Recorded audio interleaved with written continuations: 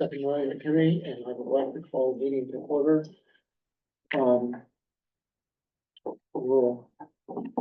We have a quorum present, but for the recording, we'll just like to, call the roll as to who is present and who is not. So, Guadalupe and Lana? Yeah. Liz Garay? Absent. Arden and Keela? Here. Don Gosney? Here. Summer Sigler? Here. Samantha Torres? And James Sanders is here. So a quorum being present, we can conduct our business. Mr. Chairman, before you get too far into the meeting, Go ahead, Don. just requesting that, I actually look at the videos a lot. And sometimes we don't speak very loudly. If we could just remember that the microphone is a long ways away, and it would just help if we spoke loudly enough so that other people can hear it afterwards. Thank you. I'll try to project to the inanimate object in the middle of the room. Boy, it moves around, so Um, thank you. is there any way to tell whether my voice is being picked up or not? So I do see it moving on the microphone just a bit. I would offer just a tip. A lot of times I do go back and listen to the recordings, and sometimes if you use an earpiece, you can amplify the volume more than a device to hear. Sometimes it is hard to get the sound. Okay, But yes, I can see that the microphone is working. okay, thank you. All right, so let me go through. Packet here. Let me just go through the preliminary announcements. So.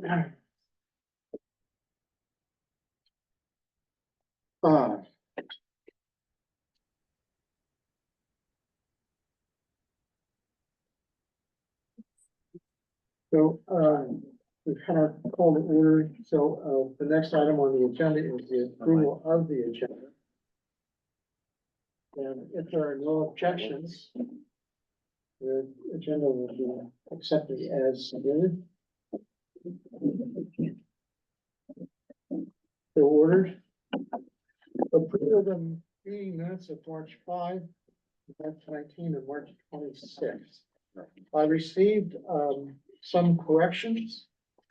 And in the email, and when I looked at the packet, the corrections were not incorporated. So let's first look at the March 5 meeting minutes. And it was my understanding, I mean, you can correct me if I'm wrong, but it was my understanding that you were asked to submit the minutes as you read the meeting on March 5 when we elected officers. Is that correct? Or- And then we got a copy of the minutes And we for have, the March 5th. we have a copy of the minutes from March 5. So with respect to the, Where is, I March- don't see them. There it is, sorry. Okay. with respect to the March 5 meeting minutes, are there any corrections or additions to be made to the minutes? Don? I'm sorry, there are so many errors, omissions, typos in all of the minutes. I would really strongly recommend that they be sent back to the person that drafted them with a copy of the corrections and give them an opportunity to resubmit them, addressing the issues that are mentioned here. We don't need to spend. I understand your request. I thought we had taken one at a time, but I can certainly entertain the resubmission and corrections. I have the corrections that you submitted. And I did not go through with staff on the corrections, and I should have, but I didn't. We didn't have an opportunity before this meeting. My concern is that it would take too much of our valuable time to deal with that when we could just send it back to the author and have them redo it. Okay. Or address the issues, I should say. Is There's multiple persons, right? that a form of a motion, Tom? Yes, it is. It is more of a form of a motion. I make a motion that we send the minutes back to the authors with a copy of the notes that I submitted to you so they could be addressed. Okay, second. I'll second it. It's important to have them, right? Moved and seconded that with the minutes from March 5, March 19, and March 26th, I believe. Yeah. Be returned to the authors of those minutes along with corrections submitted by Mr. Gosney and anyone else who would like to make additions or corrections to the minutes. All in favor, please say aye. We can't, We can't. we cannot take that kind of, because of Brown Act. Okay, So we can do no objections or a roll call. okay. If there are no objections, the motion is adopted. Okay, good. So we'll move on now to anticipated future meetings of May 21 and June 11. Of those present, since we don't have those who aren't here, are there any conflicts with either May 21 or June 11? I heard a sound. Melissa, is there a hand raised? Not at this time. Okay, Dawn? these particular nights, I mean, I'm willing to make a sacrifice, but some of us attend our city council meetings. You've got 4 out of the 5 cities in West Contra Costa have their city council meetings on these nights, Tuesday nights, and it's sometimes we have critical business. I'm supposed to be at city council meeting right now because there's a ballot measure that is being discussed that I'm the primary proponent on, which we spent $250,000 on. If we can review these and possibly see if it's amenable to have a different date. I mean, it's not tonight, but not with only 4 people here, or 5. But just for our future meetings, consider some dates other than Tuesday nights. Are the council meetings only on Tuesday nights? Except San Pablo, And San Pablo is Monday night. Monday night. And board meetings are Wednesday night. Correct. So Thursdays would be the alternate day. Are there any council meetings on Thursdays to anyone's knowledge? The neighborhood council meeting, but Neighborhood it's council. once a every other month? month or once a month, And is that on the first, second, or third Thursday? third. Third Thursday. And my union meetings are the 2nd Thursday. Yeah, I mean, it's a problem. I understand. No, that's all right. First Thursdays of the month, are they available? Yes, for me. Okay, with respect to the district, first Thursday in June, first Thursday in May is gone. First Thursday in June, June I think 6th, that that's- sounds like graduation. to It's me. graduation. Don't So, wanna miss that. So basically, the entire first week of June, we have graduations and Right. everything Well, going. I mean, we might just consider after June. okay, so with respect to July, the first Thursday, Independence Day.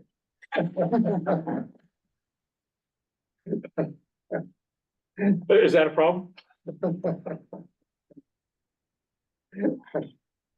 Well, there's no council meeting on that either.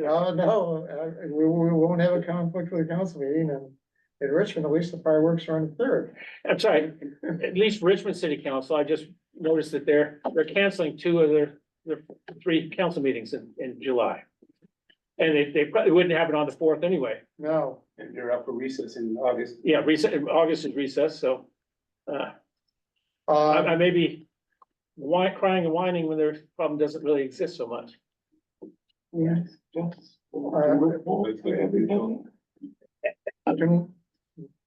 All right, so let's backtrack. We have the 21st was council meetings for San Pablo and Richmond, is that correct? Nobody cares about San Pablo. Monday nights are San Pablo, Monday nights are San Pablo. but they're also RNCC meetings and CBOC Do meetings. we know anything about Pinole? There are Tuesdays, Tuesday, Hercules, Pinole, El Cerrito, Richmond, all on Tuesdays. all on Tuesday. Well,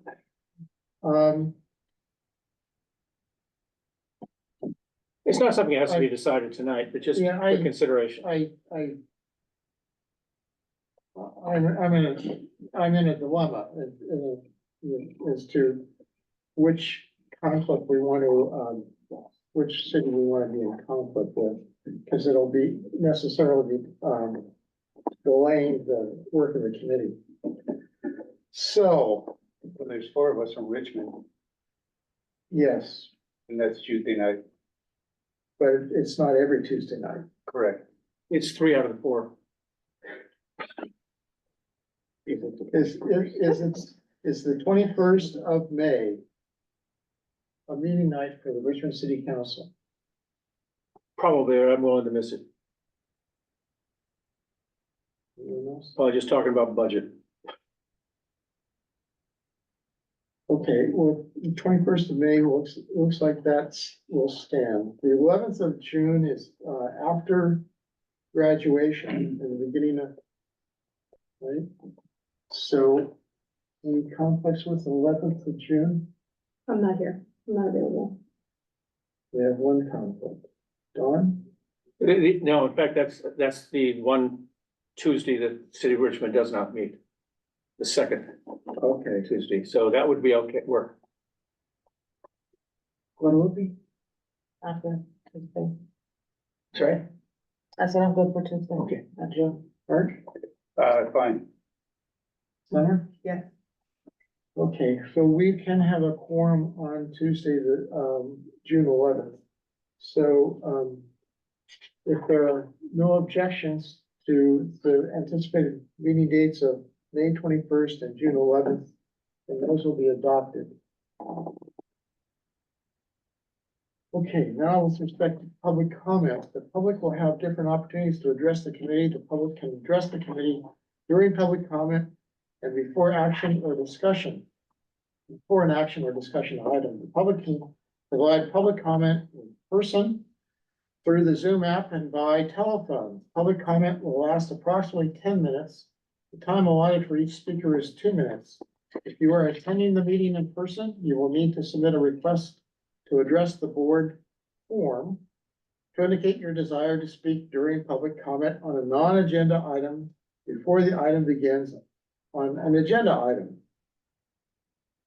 If participating via Zoom, you will need to raise your hand by clicking on the appropriate icon in the Zoom app or by pressing *9 if accessing the meeting by phone.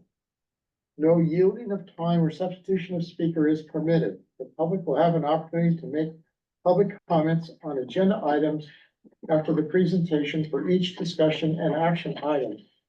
The time allotted for public comment on each action or discussion item and items not discussed on the agenda will be no more than 10 minutes and 2 minutes per speaker.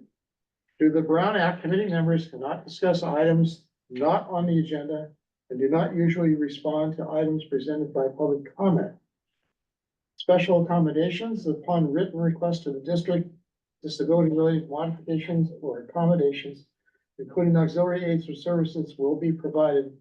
Please contact the facilities office at 510-307-4545 at least 48 hours in advance of meeting. And now, we're at public comment. Are there any hands raised? Not at this time. Not at this time. Any members can come with us? No. I would like to just uplift quickly. I wasn't sure the best way to handle this, but we did receive comments from Supervisor Joya's office that are included in the packet. And Dawn has brought to the meeting today comments from Maureen Toms for the committee. And so I'm not sure if now would be the right time to bring those forward or if that's later in the agenda, but I wanted to highlight, they wanted to make sure that their comments were brought to the committee.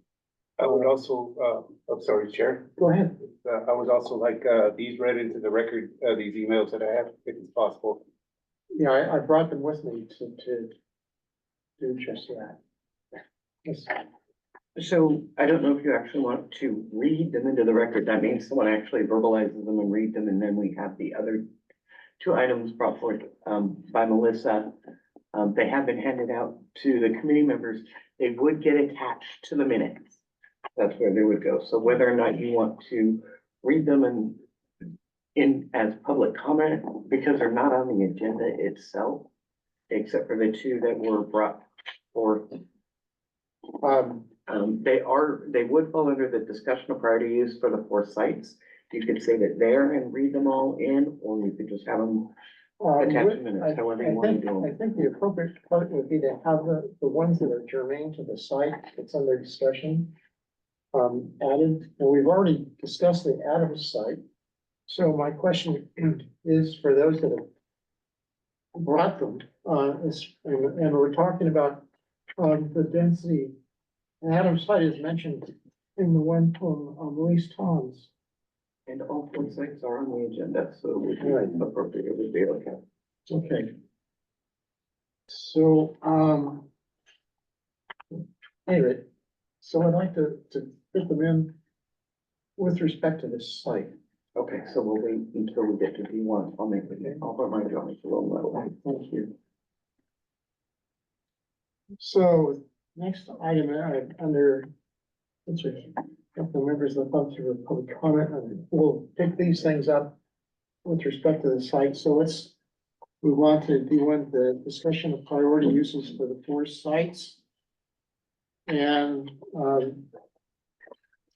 we should probably, we were taking them in alphabetical order before. So let's first, review what applies to the, Adams site, which I believe is the email from, Maurice Pons to Mr. Freeze. Okay. And it reads, I'm unable to attend the meeting tonight, but I did review the packet. I noticed communication from Supervisor Joya was included in the packet, but the information below was not. Please be sure the committee is updated on the general plan and zoning designations for both Seaview and Adams sites. Signed Maurice Toms, the ICP Deputy Director, Department of Conservation and Development for the county census, since this comes from Martinez. And she writes, Liz, I've reviewed the PowerPoint presentation for the 7-Eleven committee presented at the meeting last night. The information presented regarding the Seaview site and the Adams Middle School site was not accurate. In December 2023, the Contra Costa County Board of Supervisors adopted the 6th cycle housing element, which increases the density of both the Adams Middle School and Seaview sites. The Adams Middle School site, housing element site number 40, designation has a designation allowing 0 to 30 units per acre, which will allow 0 to 274 units on the site if all parcels were to be developed. The Seaview site, housing element site number 21 designation, now has a designation of 17 to 30 units per acre, which would allow 136 to 237 units if both parcels were to be developed. Additional units can be achieved through a density bonus process for both sites. And then there's a reference, and the zoning code for the housing element sites was updated on January 16, 2024. The documents related to this action can be found under agenda item D6 for the County Board of Supervisors. The ordinance with development standards is located here with a link. The housing element also states that the county's commitment to work with other public agencies, i.e. WCCUSD, to provide technical assistance to get vacant surplus sites developed into housing. Please note that development below the minimum range of density would not be allowed. I'm happy to meet to discuss further or attend the next 7-Eleven committee meeting to provide clarification. Again, signed Maureen Toms. My question to Tara Realty is, given the research you did on, can I discuss it now? So Terra Realty's not present tonight. Scott's not here. The gentleman with me here today is legal Oh, counsel. we got counsel. What is your name? Bill Henderson, Thank you. and my partner Serene Abrahami is in this spot. Okay. Do you have any cards by chance? Yeah, we've all met before, and I handed out my cards back then, but I can hand out my cards, yes. Thank you. I apologize. It's okay. One confusion of my hairline with your hairline, Scott's hairline. Maybe he can still answer your question. My question relates to the CCNR of Seaview. It's my understanding that CCNR of Seaview restricted it to single-family dwellings. And does the county's adoption of ordinances regarding to denser housing, is that permitted to override the CCNR with respect to the Seaview site? I think we would have to see how they put this into their housing element. Before we could answer that. So all I've got is the email from Ms. Toms. And the attachment. So we could look at how the housing element. Either recharacterize or potentially rezone them. We'd have to look at that. I don't have the answer to that tonight. Jim? Yes, Don. Okay, I didn't go to law school, I'm gonna defer to him. This man and Perry Mason, they're right up the same place as far as I'm concerned. But I did speak with Maureen Toms just a few days ago about this, and I mentioned the CCRs, and she just threw it back in my face, is that the county's actions supersede any and all CCRs.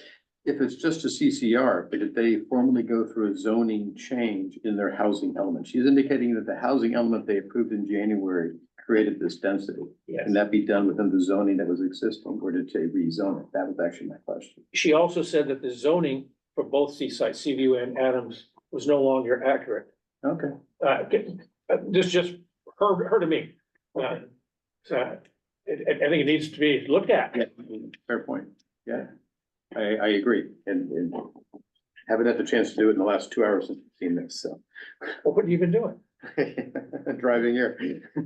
Okay. All right.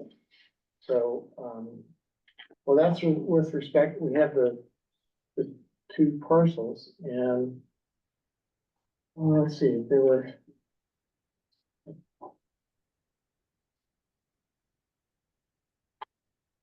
I'm looking at the attachments that followed the email.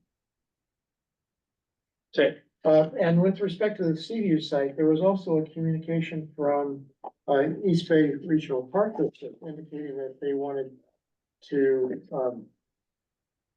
connect two parts of the Bay Trail that touched upon the Seaview site. And we have a representative from East Bay Parks who we met at the last meeting, who's here with us tonight via Zoom.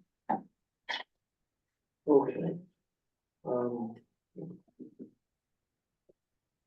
we were dealing with the Adams site initially. And then Seaview came up in this email. So if there are no objections, I'd like to just jump ahead to Seaview for just purpose of reviewing with respect to the email. So if she can make a comment at this time, since the Seaview site has come up, and we were asking with the CCNR, what specifically, there are two parts to the Seaview site. What specifically is the East Bay Regional Park District asking for? And perhaps can you bring her up on Zoom? Hi, everyone. Can you hear me okay? Yes. Yes, we can hear you. Thank you. Great. I'm Sarah Reith, acting real property specialist from the East Bay Regional Park District. I had sent an email to a few folks from your committee regarding the question that was brought up by committee member Samantha Torres. Is that the name right? Yes. At the last meeting, Samantha had indicated that perhaps there was some kind of an agreement. And then I think she walked it back and said, no, there was an email that she had received saying that perhaps there was already plans for the trail to be placed through the Seaview site. And so I researched on my end as best I could. And so that's what my email was about. Okay, there are two parts to the parcel at Seaview. One part was the park developed as a school, and the other part is looks like it's used for recreational purposes. And the two parts are divided by Grizzly Creek, or excuse me, Garrity Creek. trying to read this. Garrity Creek. And so the Bay Trail. Both parcels are flanked by railroad lines and also by high pressure gas line. So what part of either parcel is the, East Bay Regional Park District interested in? Or is it an easement through both of them to connect the trail? Yeah, it would be, I'm just seeing if there's a possibility for me to share my screen. Is that possible? Have to ask staff.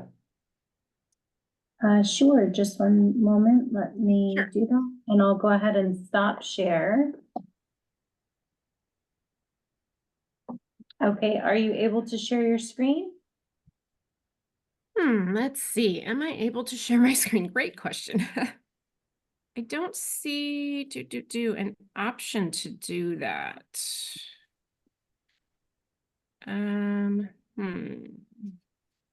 So I've just promoted you to panelist.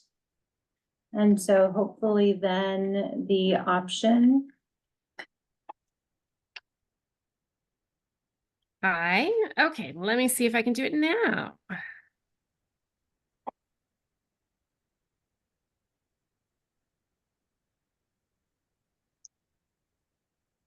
Okay, so everyone is seeing the map? Yes. Great. Yes. So the orange line here, if you can see my little mouse, is the primary easement that we would be looking for on which to site this segment of the San Francisco Bay Trail. And we were also perhaps looking at this crosshatch area as a connector into the community. We understand that the committee needs to go through their process of declaring the property surplus, et cetera, but this is what we would be hoping for so that we can close a portion of the 0.9 linear mile segment of the Bay Trail that's still remains to be connected between Point Pinole and I believe it's Point Wilson. And I can probably show another graphic of that if you'd like to see the missing segment. Could you give the dimensions besides the linear part? What's the breadth of that easement? Oh, that is a great question. I do have that. Hold, please.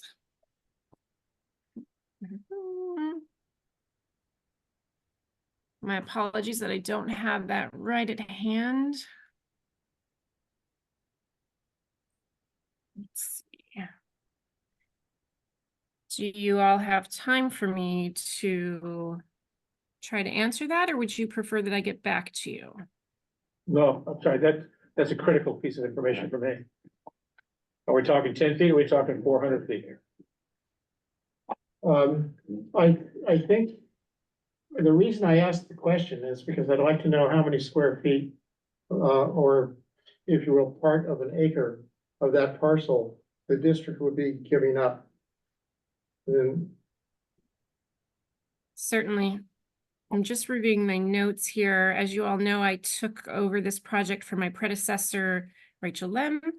So I'm seeing that the crosshatch area would be 20 feet wide, but I'm not sure about the length. And I believe the orange portion would be 40 feet wide. Again, not sure about the length. The 9/10 of a mile is 4,752 feet, according to my calculator. Wow, thanks. And then you say that's 20 feet wide? The crosshatch area, yes. That's proposed 20 feet wide. So at 20 feet wide, that's 95,040 feet. And there's 43,560 feet per acre. So we can divide that through and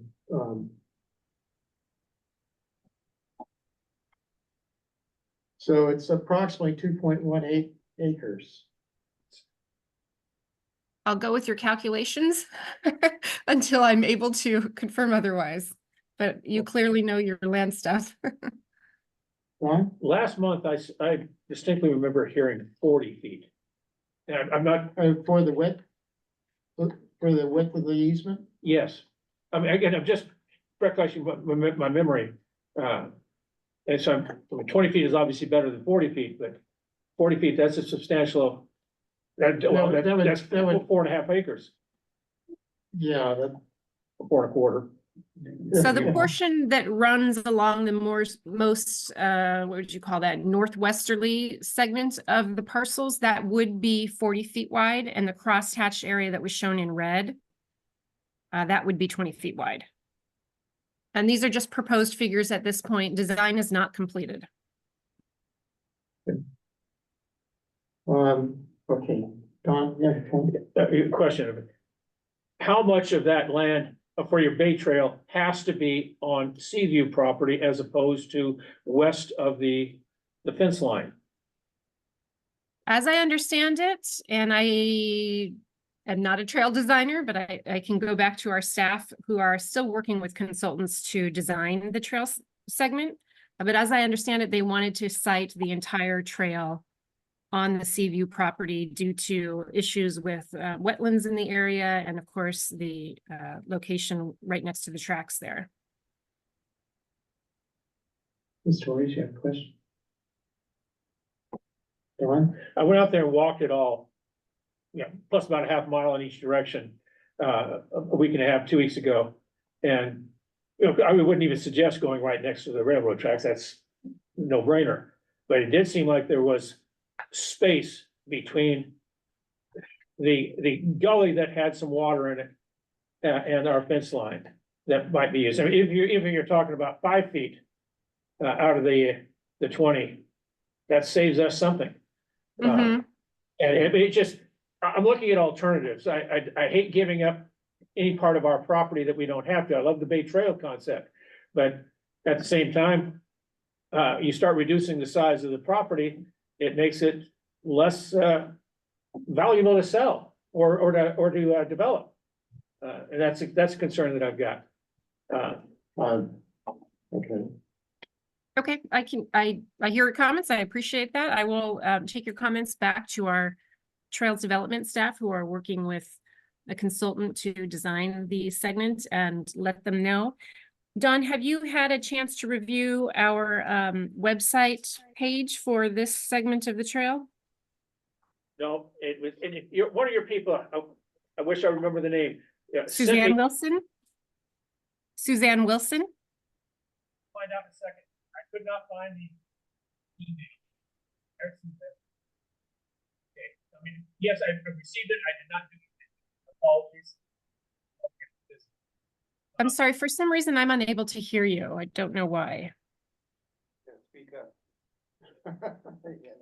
Sorry, they're having fun at my expense. I did get, I'm looking at the attachment. I have not had a chance to review it, though. I got busy, and I apologize. No worries. I mean, I do have a couple other questions. It looks like on the northern end of it, you're planning to put the Bay Trail through the residential streets? That's a proposed neighborhood access point. Okay, but I mean, will the Bay Trail actually be designated as part of those streets or sidewalks? That's a good question. I mean, I don't know that we would necessarily call it a segment of the Bay Trail. I'm guessing that it would be more like a neighborhood spur. Is there an existing sidewalk in that location right now? Well, I mean, once you get into the neighborhood, yes, there is. There is a sidewalk.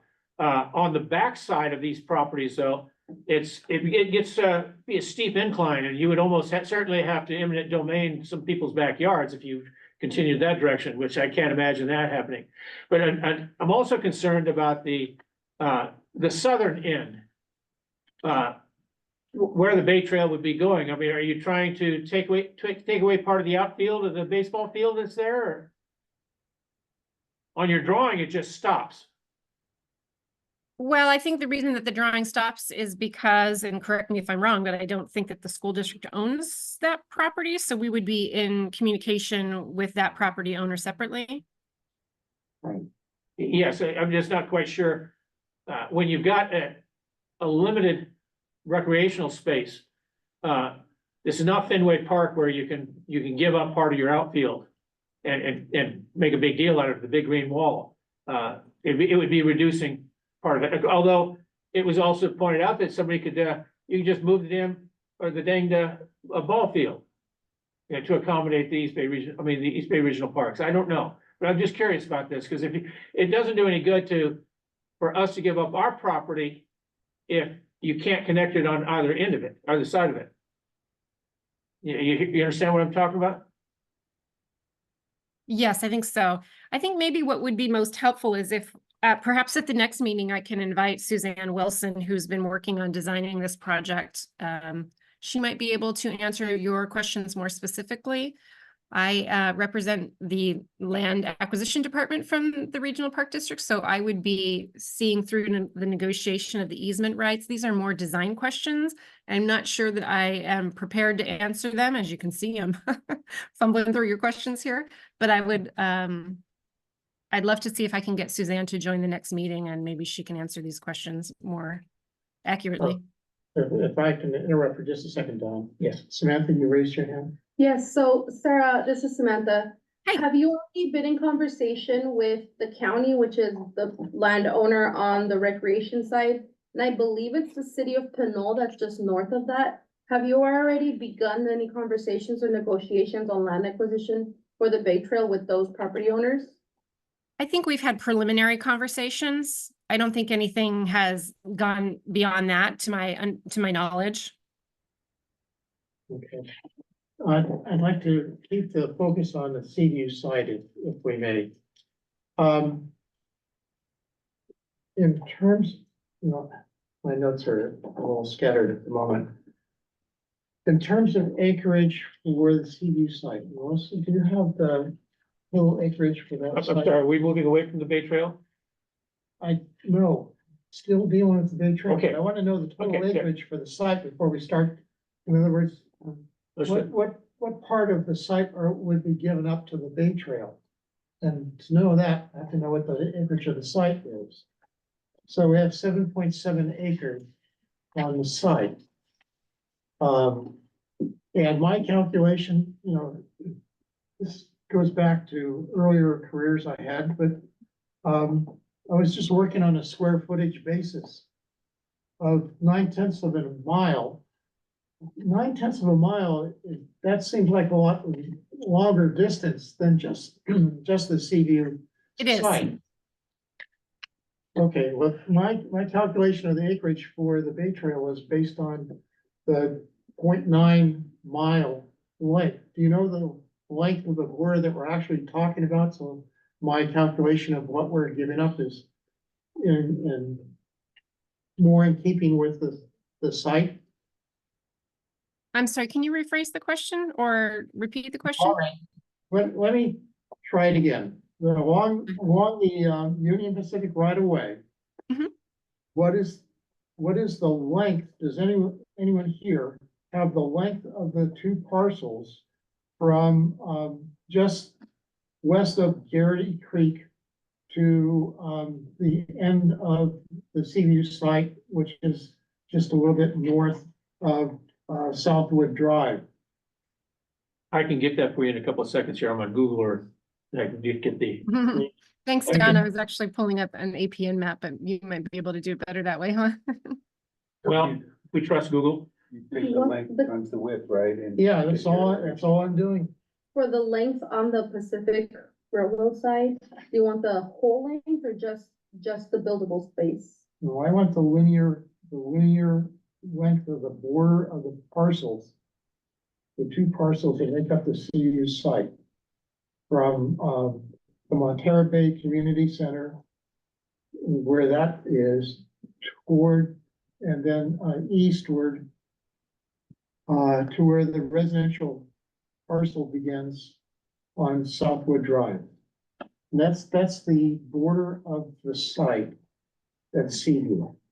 I'm looking at 712 feet. Are you looking at the railroad side? This from, Yeah. from here to here, so you got 1,166 square, that's the That's linear, just the length, that's Okay. just length. that's fine. Sorry. You got 1,100 feet? From From, the edge of the park to the northern, no, I calculated, you said all the way to the Montara Bay Community Center, right? Including that parcel or not including that? Not, Okay, so from here, okay, the edge of the property, not from Montara Bay Community Center. correct, Okay, we can do that edge again. of the parcel. again, I've got 712 feet, Well, according to that sounds a lot better. Google Earth.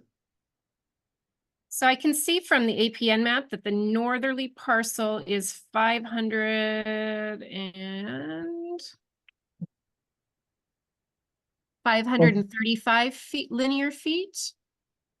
Yeah, so that's a much modest number here, because that calculates at a 40-foot width, that calculates to 28,480 square feet, Jim, which is, that spur is 127 feet.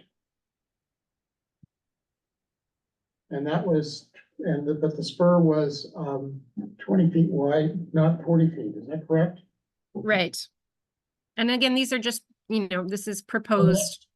That's 2,540 square feet, so if we combine Square those two.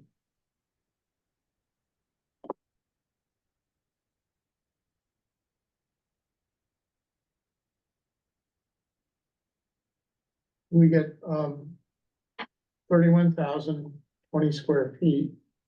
And if we want to know what part of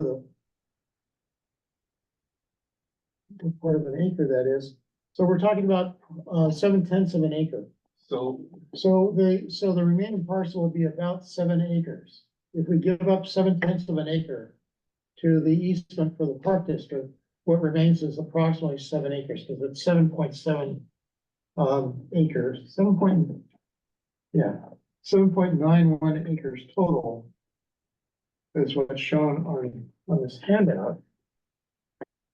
But we have just a skosh over 7 acres remaining to be developed with housing. so I was just curious, that's length times width. Length times width. Can we go Divided over by the 1 map acre. one more time? So I can, Divided by 1 acre. 1 acre is 43,560 square feet. It's a number that was scarred into my brain at some point in my life.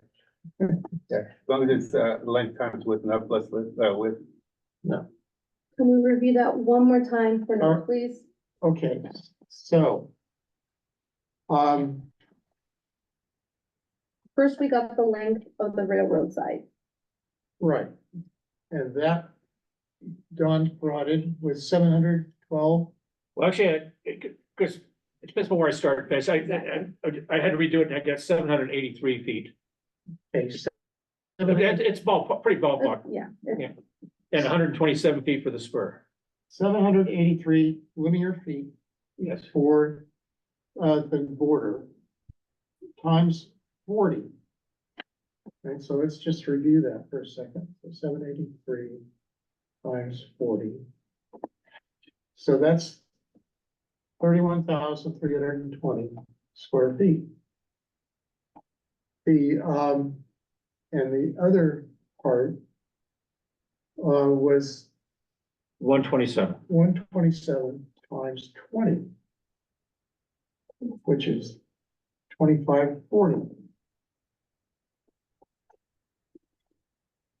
So adding those two, I should use the memory part of my calculator, but is 33,860 square feet. 860. Dividing by 43,560 square feet per acre, I get 0.777, we call it 0.78 acres. Without a view. Aha, so I apologize. I'm just now coming across the figures that I was provided by my predecessor after all of your math. It looks like 740 feet would be the portion that runs parallel to the UPRR tracks. And Okay. the little neighborhood access point would be 155 linear feet. Cool. Okay, could I have the numbers one more time? 740? 740 for And the Bay Trail segment, and then the neighborhood access point would be 155 linear feet.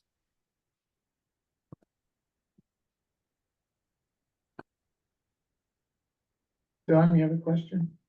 Not a question, I pulled up the document that Suzanne Wilson sent me, which is just a one-page document. You give me 2 seconds, I'm going to forward it to those of you that. Oh, damn, I don't have that, hang on. But it's just an overview of the direction of the Bay Trail there, and it does not show that spur, it shows them going through the backyards of the people to the north, and it does show them going through the outfield of the ball field in the park next door. That way, what was just described to us with the image on our shared screen is not the same as what was sent to me a couple weeks ago by Suzanne Wilson. Okay. I mean, it's just, Yeah, the image that I showed from our website, I don't know that it necessarily depicts the trajectory of the trail. It's just showing the gap that needs to be closed, that staff is working on closing. As I said, I believe that they are working with a consultant right now to determine the best trajectory, and that study should be released, I believe, before the end of this year. Okay, well, regardless of what figures we have, it runs between, the last figures you supplied gives 3/4 of an acre, 0.75 acres is what you're asking from the school district. And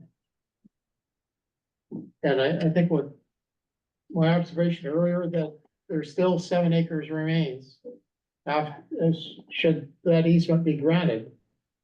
And I must say, as a cyclist, I'd like to see that easement granted. But, it's just a personal note, but, Don, you have a point? no, Sam had to end.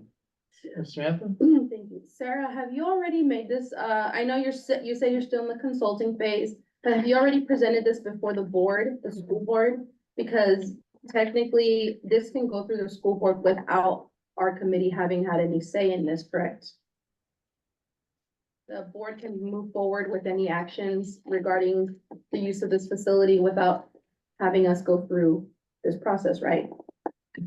I don't, I think, The board could grant an easement. yeah, So we are gonna make recommendations, but whether or not this happens, it ultimately is up to the board, and whether it's approved during our committee discussions or before or after, I mean, all we can really do is well, everything, present the information and our, suggestions, right, based on the information given, so.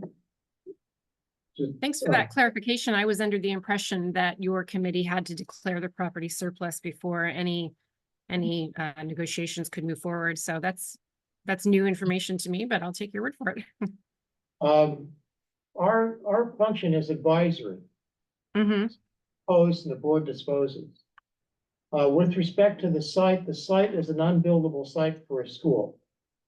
So there will never be another school on the site. So the site itself, due to its unbuildable nature, as a school, is surplus. There's little argument there. So the question for us to decide is what uses do we recommend that are compatible with the surrounding community? Don, you have a question? I had a comment, I had a discussion with trustee Christian just about a week ago. And he made it crystal clear, the board does not have to wait for this committee to do anything at all. They can take action at any time to declare the surplus, not surplus, to develop it any way they want, to give away or sell that. We're just here for show. It did not sit well with me. I don't think that's accurate because I don't think the state would have created the 7-Eleven committee by statute for show. Yeah. Art? You are correct, and 2 other trustees that I spoke to said that he is inaccurate. Okay. So. By he, I mean, trustee Christian, not me. Correct. Well, and if I could just share, this committee was approved, the composition of this committee was approved by the board. And so I don't want to speculate on those conversations, but the board has approved this committee. They're aware of the work. We have board president and a trustee with us here tonight via Zoom, and this will be available on YouTube. So My reading of the statute is that with respect to housing for staff, the board need not go through the 7-Eleven committee.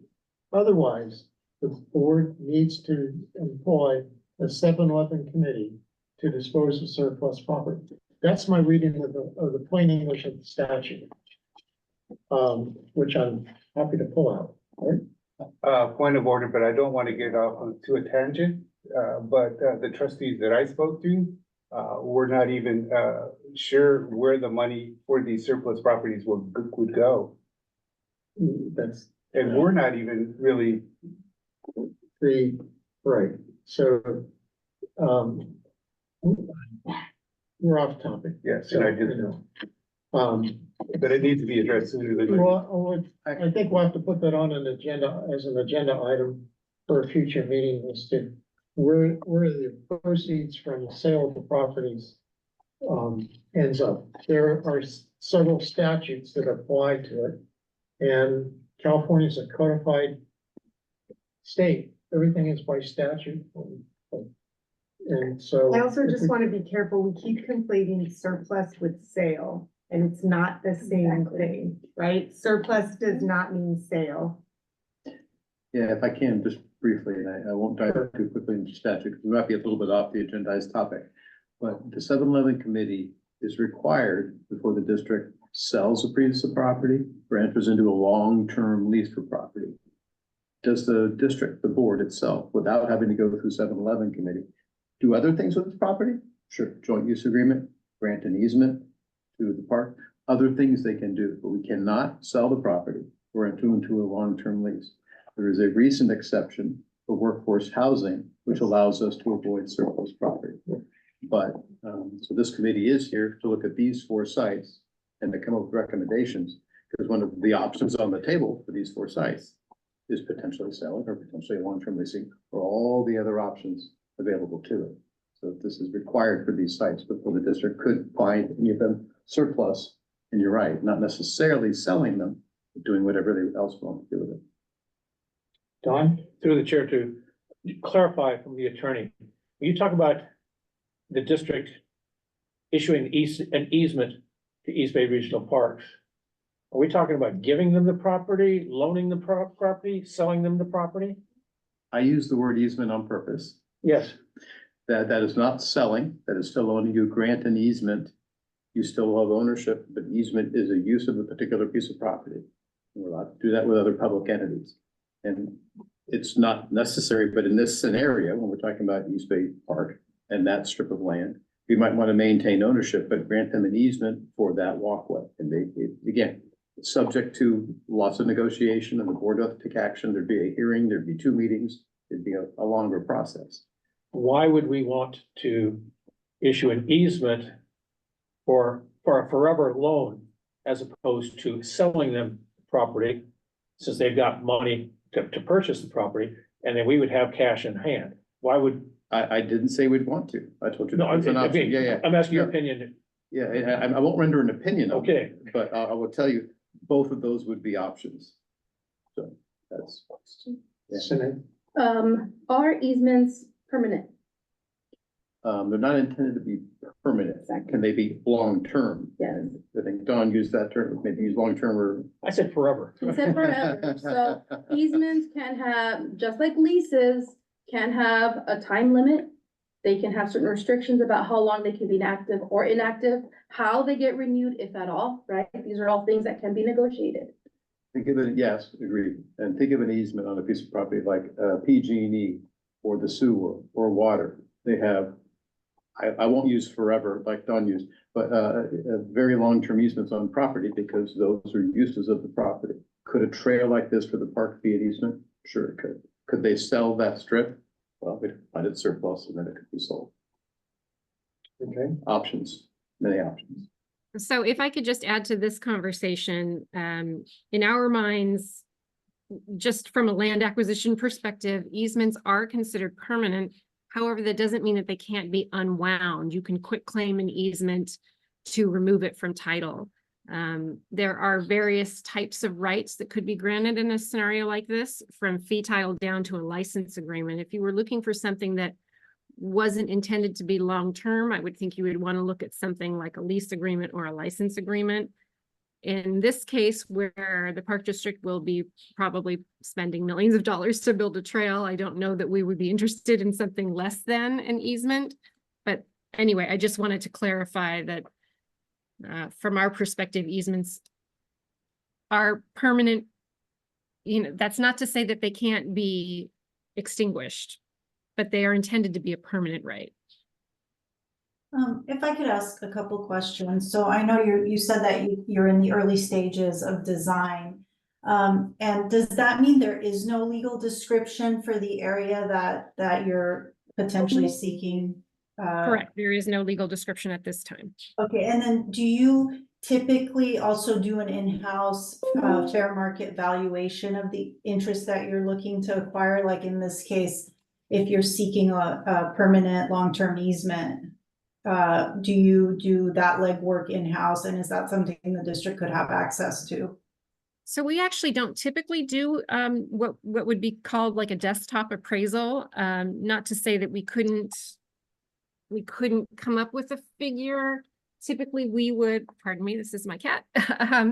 Typically we would hire that work out. I don't know that it's necessarily necessary for this particular project. The committee and the board may decide to grant an easement. If they decide to sell, then yes, at some point, one or both parties will need to appraise the fair market value of that easement. So it really just depends. I hope that answers the question. Again, these are all things that now we have legal counsel, hopefully we can have a response.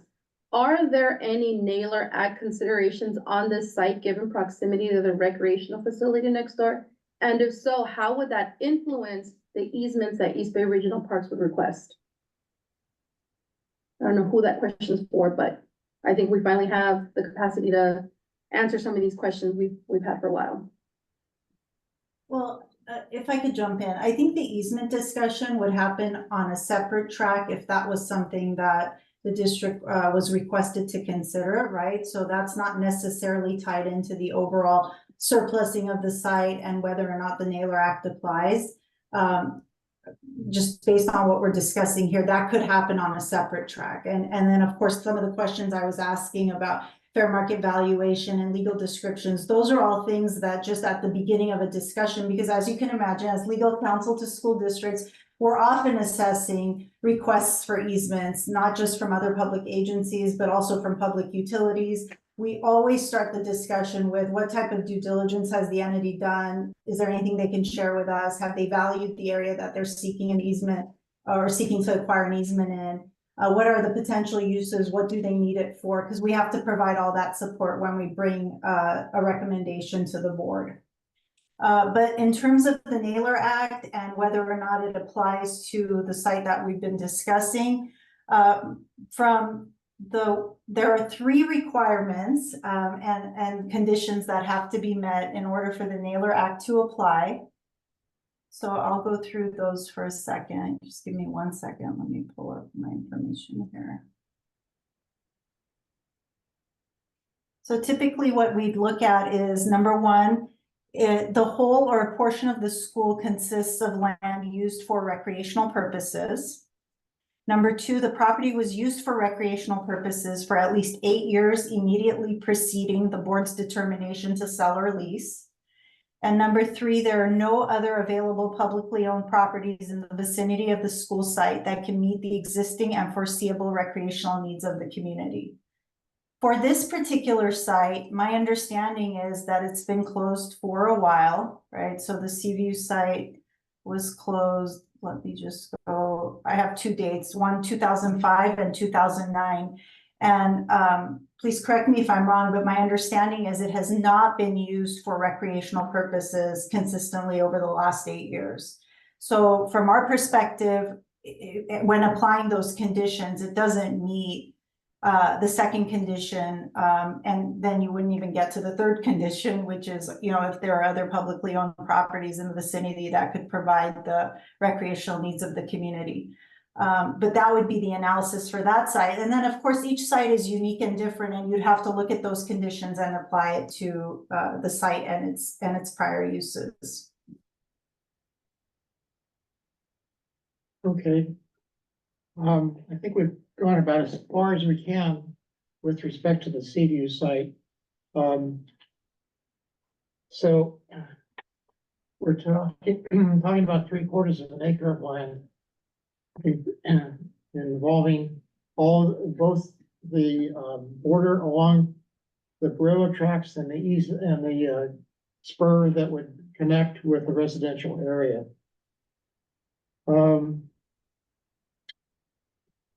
And with respect to, and then the density has been increased. And then, so we have to get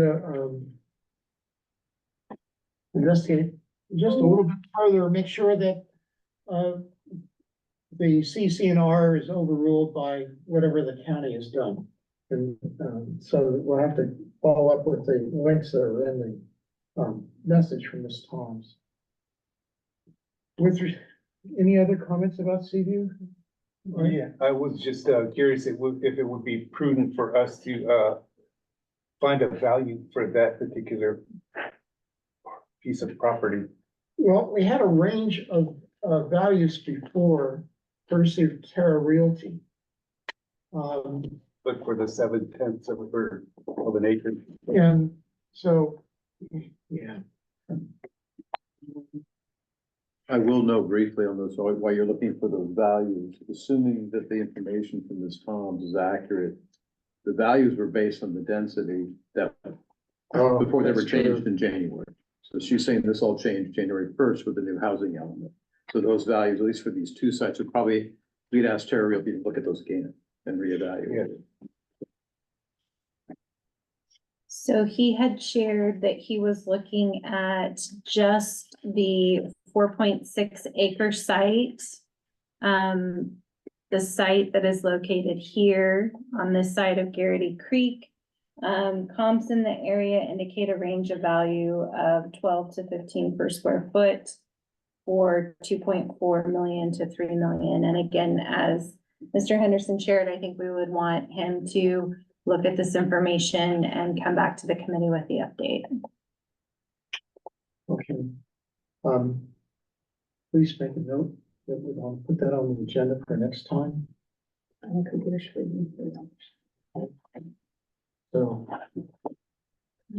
like to agendize the property value, the revised property values for both Adams and Seaview. Given the county's revision of the general plan, the adopted housing elements, and the agenda item rezoning both parcels.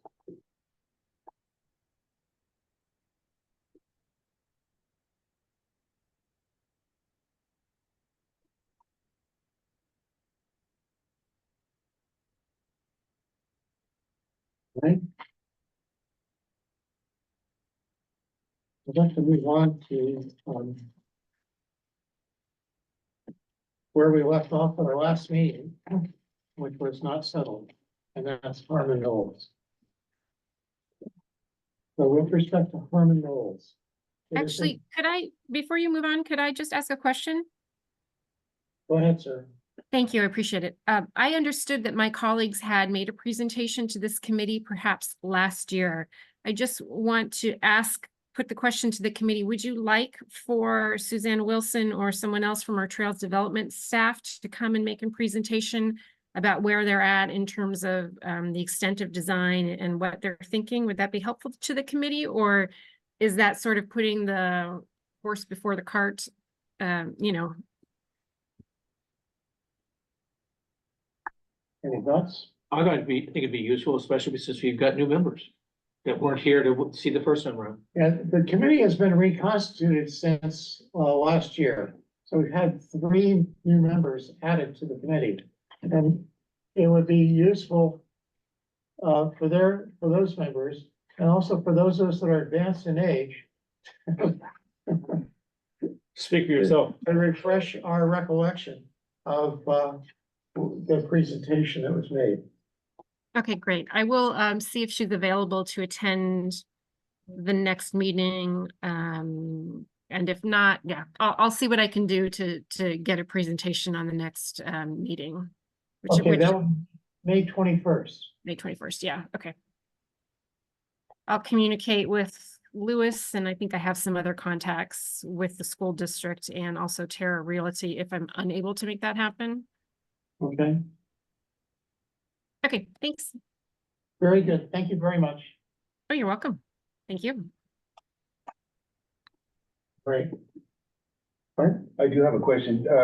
Do we need to go to Adams and address the letter we got from Joya before we move on to Harmon Knowles, or?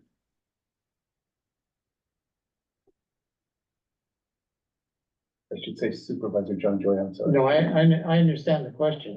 May I ask a question about this? I don't have an answer for you just yet. Let me see what's on Samantha's phone. No, I'm just wondering what, how many of these emails we're going to read on record?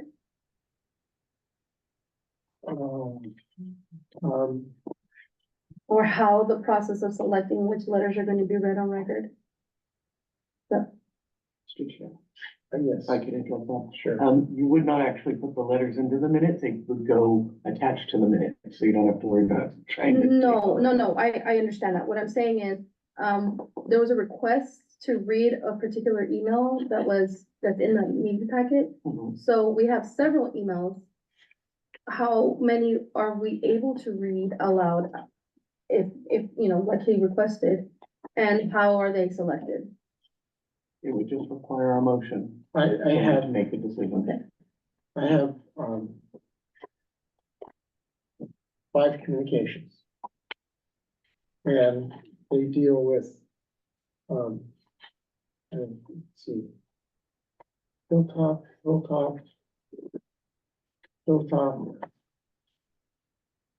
Seaview, and, so I think I have 4 for the Hilltop Harmon Knowles area and 1 for, which we just dealt with, which was East Bay Regional Park District. So if we're on to Harmon Knowles, let's see if there's any public comment first, and then we can discuss things thereafter. So, For Harmon Knowles. for Harmon Knowles. So do we have any hands raised with respect to Harmon Knowles? Not at this time. All right, so let me try to put these in chronological order.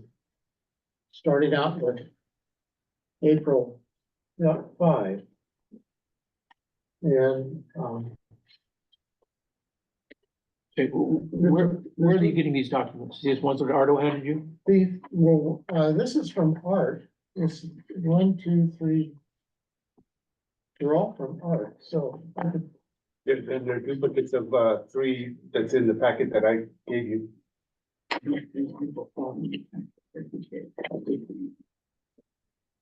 Yes, so it's fine. Yeah, that's not what I see in the.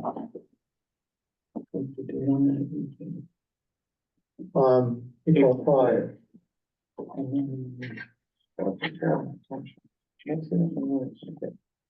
No, there's one from signature that I forgot to put in. If I may, Chair? Go ahead. There's should be one from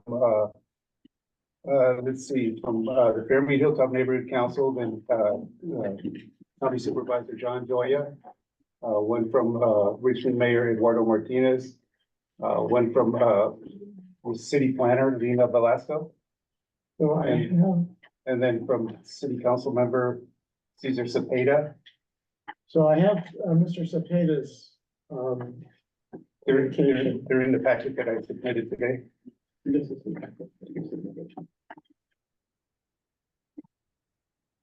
Okay.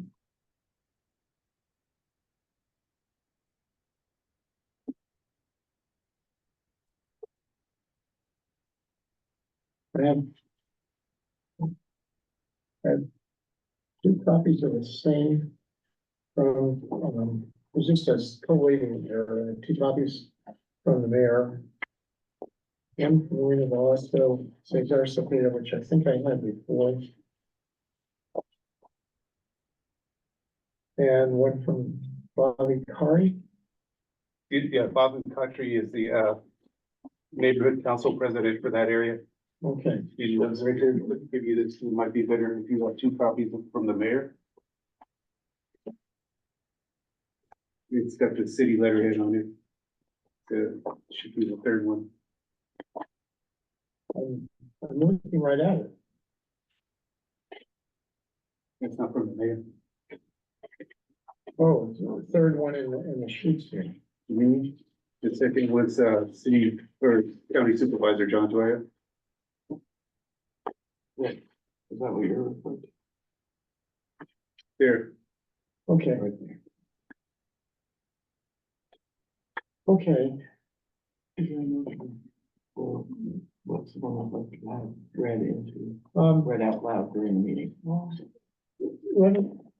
Since you're familiar with the contents of these communications, which would you like to have read? Or which would you like to move to have read to the committee? Well, if they're submitted into the packet, that would be fine as well, rather than reading them all. Okay. How are the people So, that are on Zoom supposed to have any idea? If you're just gonna include them in the packet, how are they gonna know what the content Well, is? they'll be in the next agenda, correct? But they'll they're- be in the minutes attached to the agenda for the next meeting. but how can they comment tonight? As we're discussing them, if they don't have a chance to see them. Then to read any of these So that's individuals. what I was Yes. asking, Art. But let me put it to the committee in general. Is there a motion to read any or all of the communications relating to the Harmon Knolls site tonight?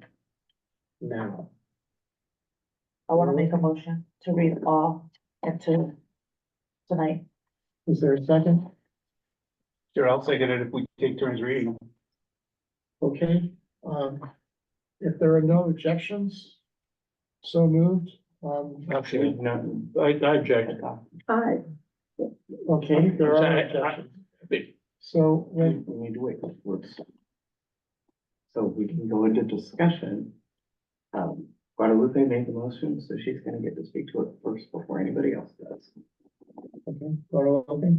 So I would just, like I think Don made a good point, when he said, I think that we need to read them into existence right now, so that the viewers know what we're talking about, I think, before we have conversation over the emails, because I think it's gonna be brought up.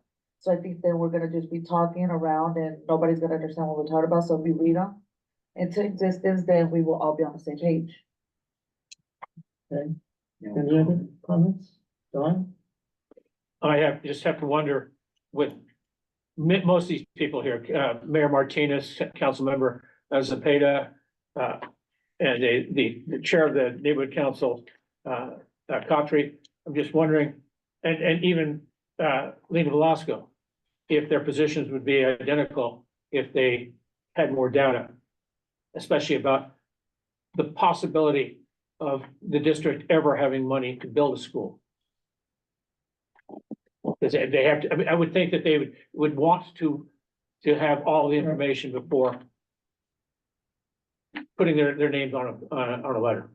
Okay. And I don't think they've gotten that information. I have a more logistical objection. Samantha? I think it's too many to read. I think we should pick one that kind of reflects what all the opinions are.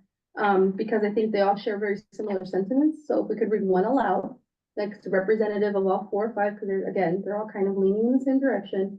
So my point wasn't because I didn't want to hear them. My point is, there's a lot of them, and I would rather spend our time in discussion than reading or reading out loud. So that's why I asked what the procedure was going to be, but it seems like I object, not that I don't want to hear the letters. I think we should listen to one that's representative of all of them and move on to discussion. So that is, are you making a motion with that? to Can I? amend?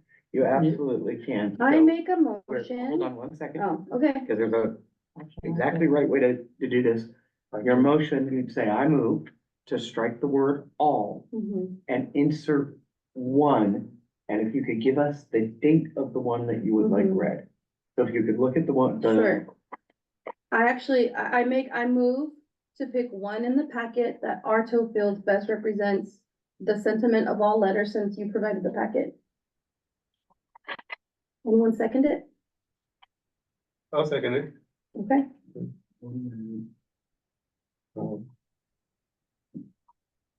If there are no objections, No, we're not even there yet. We're not You there. you have to repeat that motion. And the then motion is and it's just an amendment.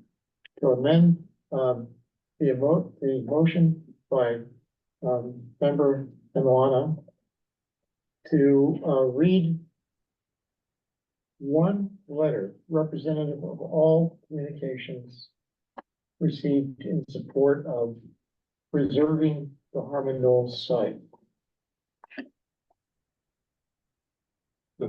Point of order.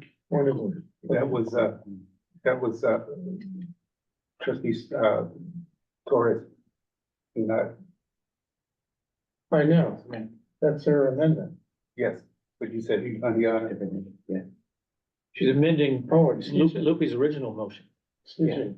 So the motion is to read one letter representative of all the letters. By committee member Torres.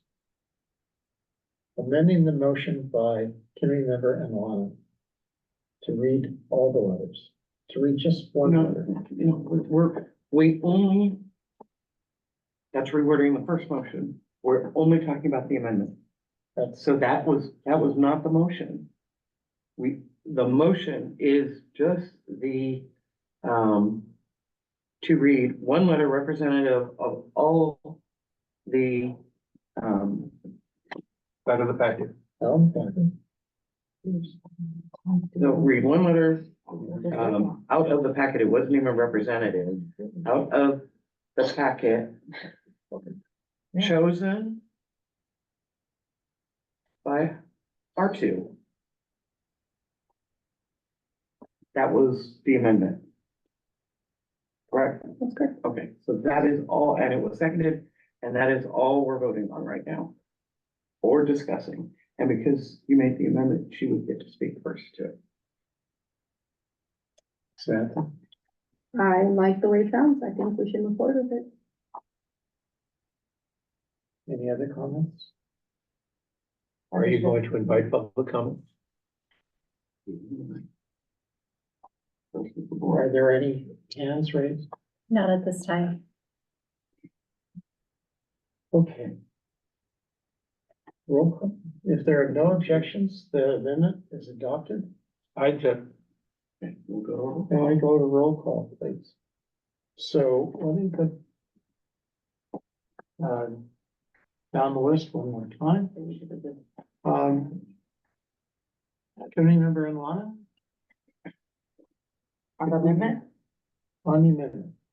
Yeah. Committee member Luis Gray is not here. And committee member Renteria? Yes. Committee member Gosney? no, Committee member Sigler? Yes. Committee member Torres? Yes. And Chair votes Oh, aye. you chaired it. So the motion to the amendment passes. So now we're on to the motion originally made to read as amended, to read one letter representative of all the communication. I'm getting a headshake. Because you're adding to the actual motion. You're rewording your motion. With the. Read chosen by R2. That was the amendment. So we're going to read one letter chosen by Arto. Okay. The motion is to read one letter chosen by Arto. Understand? Yes, there are no objections. I still object. Back to Aurora, sorry. Committee member in Lana? This is on the motion, the amended motion now to read one letter. Yeah. We already spent enough time on it. Committee member Mantilla, Yes. committee member Gosney, No. committee member Sigler, Yes. committee member Torres, Yes. motion passes. Please read the May I ask the representative. chair to read the first letter in the packet? This one. Has to be Yes. done. Okay, this is addressed to, Mr. Rentila. And it's from you. It is. Hello, WCCUSD 7-Eleven Committee. I'm writing on behalf of the Fairmead Hilltop Neighborhood Council. We're asking the 7-Eleven Committee to stop or reconsider the sale or trade of the Harmon Knowles Elementary School site. We believe that the property should be saved for a future public school site or this future school site of Highland Elementary as originally planned many years ago. We feel that if the property is not used for the future site of Highland Elementary, then it would be prudent for WCCUSD to save the property for a public school site for the future development at Hilltop Mall. The plans for the Hilltop Mall development will be presented by the City Planning Department hearing this month on May 18th. There will be two additional presentations. One will be a major event hosted by the Fairmead Hilltop Neighborhood Council. We will be inviting the entire city of Richmond and surrounding areas to the Hilltop Community Church located at 3118 Shane Drive, which will be held on May 23rd, Thursday evening at 7 p.m. This event will be streamed to social media, and the Fairmead Hilltop Neighborhood Council will host Near Richmond City Planner Lena Velasco as signature development group for which is the new owners of Hilltop Mall. The other meeting which will be held shortly after by the Hilltop District Neighborhood Council, which is also scheduled to be an announcement of the project before it goes to the Richmond City Council at the end of May 2024. We'd like to add that there are no other properties near the Hilltop Mall development within biking distance that could be bought or used to build a school. Our county supervisor, John Joya, Richmond Mayor Eduardo Martinez, Richmond City Planning Director, Lena Velasco, District 2 City Council Member Cesar Cepeda, Hilltop Mall Area City Council Person, Signature Development Group, the developers of Hilltop Mall, neighborhood councils have all written letters to encourage WCC USD and the 7-Eleven Committee to strongly reconsider the sale of this particular school property and save it for a future school site. Keeping in mind that this is the development in Hilltop, that this development in Hilltop Mall will bring 850 to 1,500 new homes to the area. Why would the WCC USD risk thinking that they would be able to buy a property in the future for millions of dollars when you already have a property if you save it? Warmest regards, Arto Rentila, Fairmead Hilltop Neighborhood Council, and phone number given. Thank you. Any other items to bring up with respect to Harmon Knowles?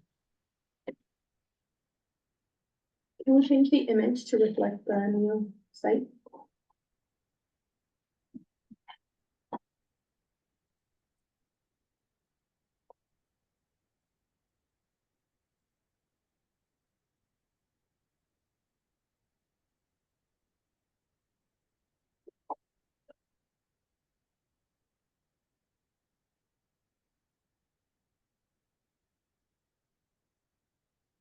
And just an item of curiosity, have we received any communication from the Richmond city government with respect to the recreational portion of the parcel? Not to my knowledge. And has there been any discovery of, an expired MOU or other agreement between the district and the Richmond city government? Recreation Department? No, not to my knowledge. Okay. Any other questions with respect to Herman Mills? Don? Not a question, but comment, and I know I'm spitting into the wind here. I need to go on the record once more and point out that the likelihood of a school being built there in the next 15 to 17 years is extremely minimal. Largely because the district bond program does not have the requisite funds for it. If they were to build a school there right now, I would speculate, we're talking 90 to $100 million. We're talking about 10 years from now, I can easily see 125 to $135 million for a new elementary school there. The district does not have any of that money now. They would have to pass a new bond measure for that to happen. The political nature of things in this district, that the voters do not trust the school district when it comes to bond money. They do not trust the school board. Doesn't matter who's on the board. They just don't trust them on there. So there's very little faith in them. The bond measure would require that they be very specific about where the money would be going.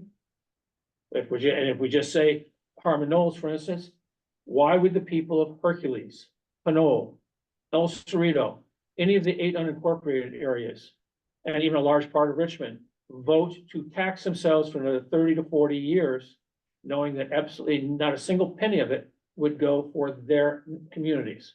The likelihood of passing a bond measure, which requires 55%, I believe would be very difficult. Also, the district has to pay back a substantial part of the money that they've already borrowed before they can pass another bond measure. We're talking many hundreds of millions of dollars paying back. That again would take 15, 18 years perhaps.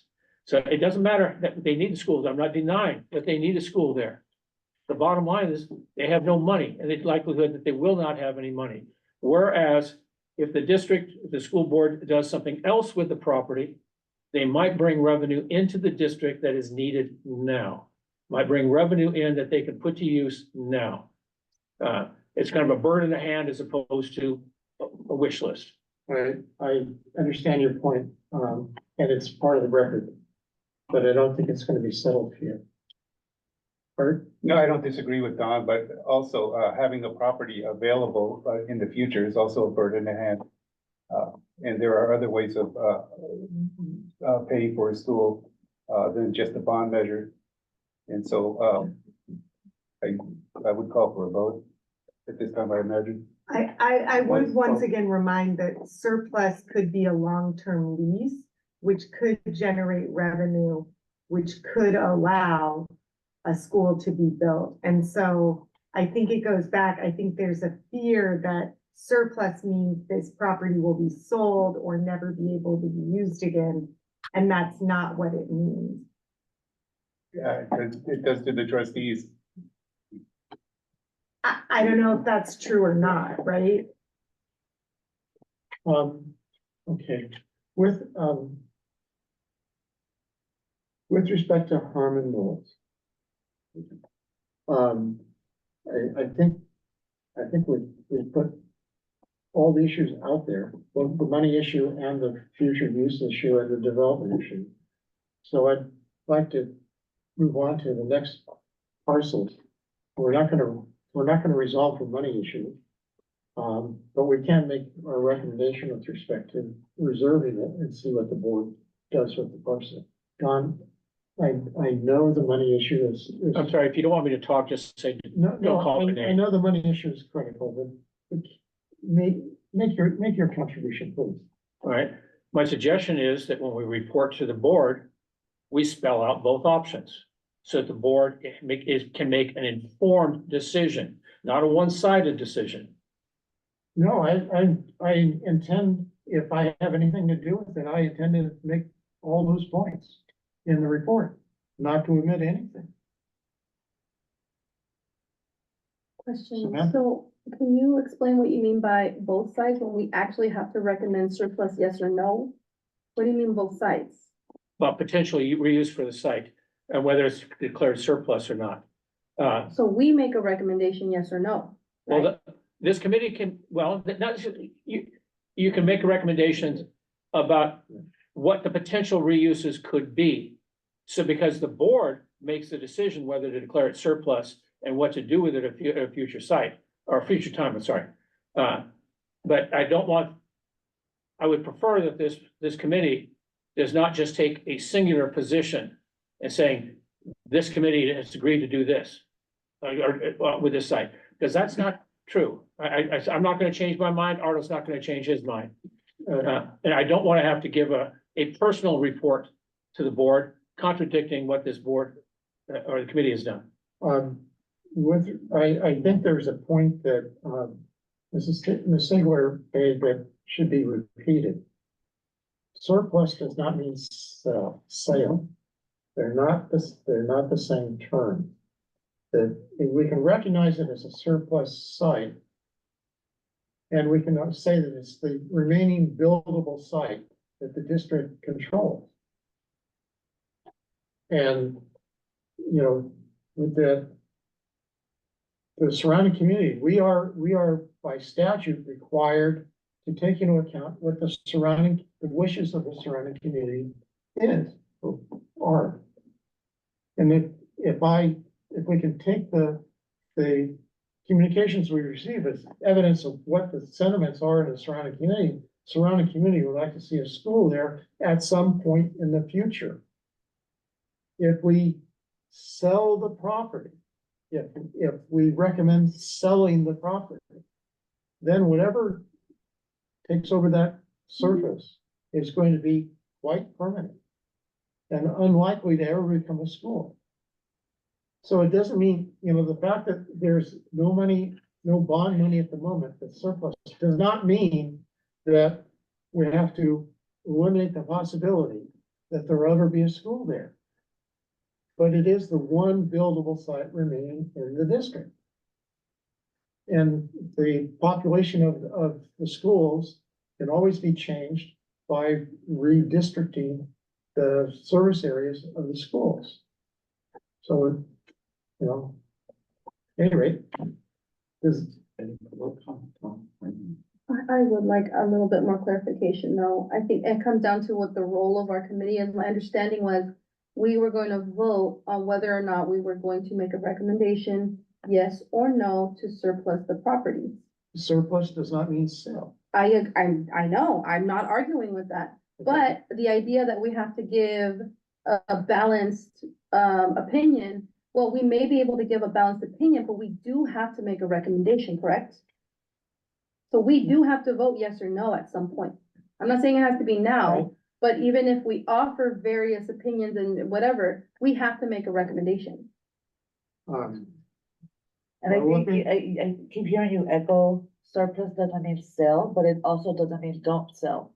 And I think at the end of the day, our recommendation on the 7-11 committee is only gonna be whether we surplus the sites and which sites we decide to surplus, and whether we don't. And I think whatever happens after, because we're gonna be recommending, you know, different options, like you said, but at the end of the day, the vote and the decision-making body is gonna be the board.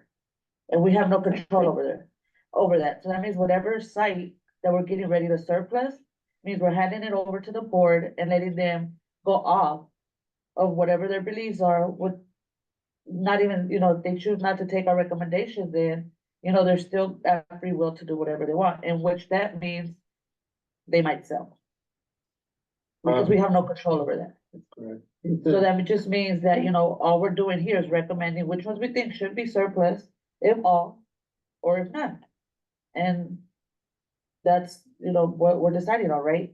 Not what they're gonna do with it, because at the end of the day, we have no say or no vote on what direction they wish to move. Art, and then I'd like to review the Yes, statute. no, I agree with Lupe, and I also want to reiterate that once it's gone, it's gone. The property's done, and there will be no school for the people moving into Hilltop in the surrounding areas. And we do have to take into consideration the community's voice. And once it's leased, even if it's put out the lease, or, the district is going to sell it. That's what they intend to do on all of these properties. I'm super uncomfortable with statements of what the district is going to do. I should say that, the trustees I've spoke to. Once again, I think there's a big issue of speculating about what someone else is gonna do versus making the best recommendation for this body. I mean, I think there are options and we can give our recommendation of what we think should be done with the land, but it feels a little bit fear mongering to say, this is what this person down the road is going to do, no matter what information they're presented with. Okay, It makes me uncomfortable. I understand. I apologize for making you uncomfortable. I think it's appropriate to review what by statute the duties of the committee are. Because I've heard, my impression is that, members of the committee have a singular idea, and it's not exactly what the statute says. The committee shall do all of the following: review the projected school enrollment and other data as provided by the district to determine the amount of surplus space and real property. That's paragraph A. Paragraph B. Establish a priority list of use of surplus space and real property that will be acceptable to the community. Put a pin in that part.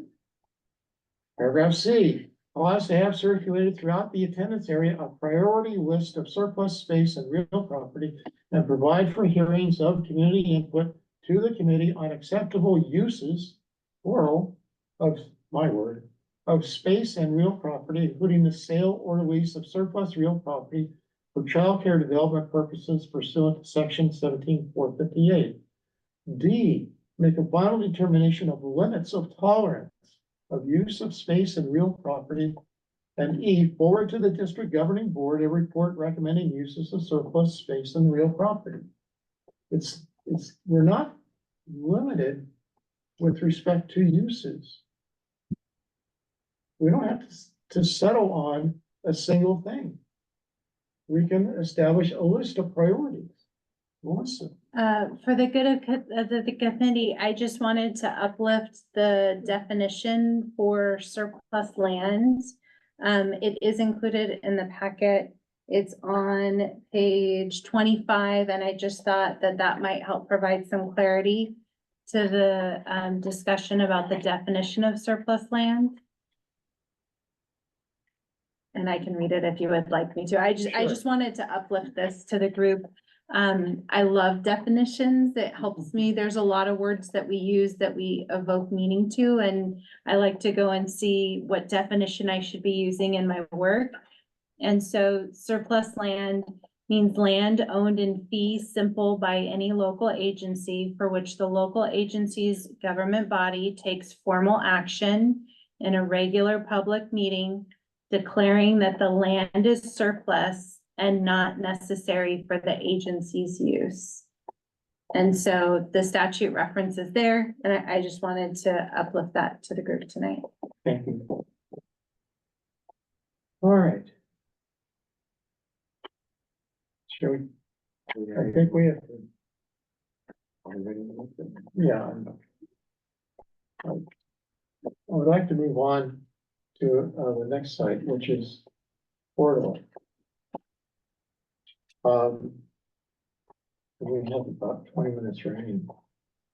So the you can bring up the Portal. So the part that we're talking about is on the slope of the land bordered by Mosier, Orla, and Navalier. And it's unbuildable and subject to landslide. So we can't, so that is, again, by definition, surplus, and we'll never have another school on it. Excuse me, you said unbuildable. You talk about unbuildable for anything or unbuildable for a just a school? school. Okay, just want to make sure that clarification. State architect will not approve any school to be built on that site. That's a given. So the site itself is surplus by definition. The question is the uses or the site. So it was proposed by Terra Realty that the site be developed for housing. And in my discussions with the city of El Cerrito about libraries, they didn't seem to be interested. They were going to develop a library in contiguous with the BART station. So I don't think, at least my impression of talking with the planning department was that they weren't interested in the site for their new library. And I have received no other communications with respect to the site. So any public comment and hands raised? There are no hands raised at this time. Any board or committee comment?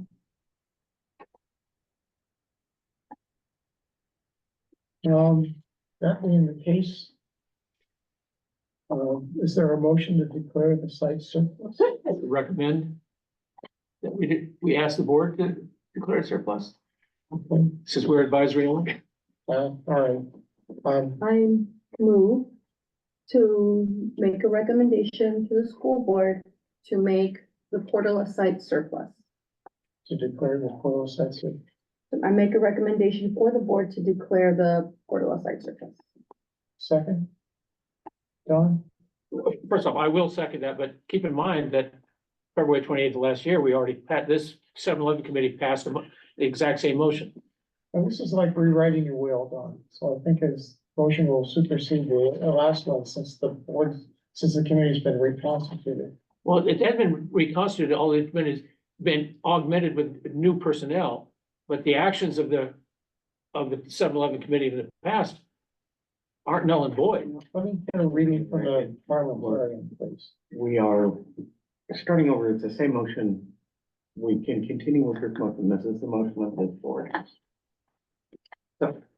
So what would happen? Did second that motion. Sorry, what would happen if we went contrary to the previous motion that we passed? This board's decision will be the valid one. You wouldn't have to have a motion to invalidate the previous motion. No, it just doesn't work that way with laws. Again, we have a motion, we have a second. Yes, there's a motion and a second. If there are no objections, the motion will be adopted as presented. I see none, the motion is passed. Portola is declared surplus. No, Recommended Recommended to the board. Be declared as that it surplus. be declared surplus. thank you. I'll be discussing other uses, recommendation for alternate uses. Are there any uses beyond housing that you would like to discuss? No, I mean, the board. Anyone? I'm just not familiar with any very strong opinions on use really aside from housing, so I'm not really sure. I know that there is a organization that uses the garden area, but aside from that, I'm not sure what. The Master Garden Program from UC.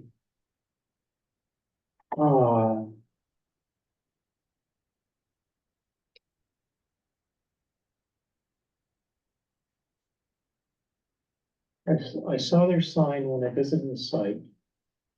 I don't, it's not a recreational program that's gone on for 8 years or more. It wouldn't apply to the NARA Act.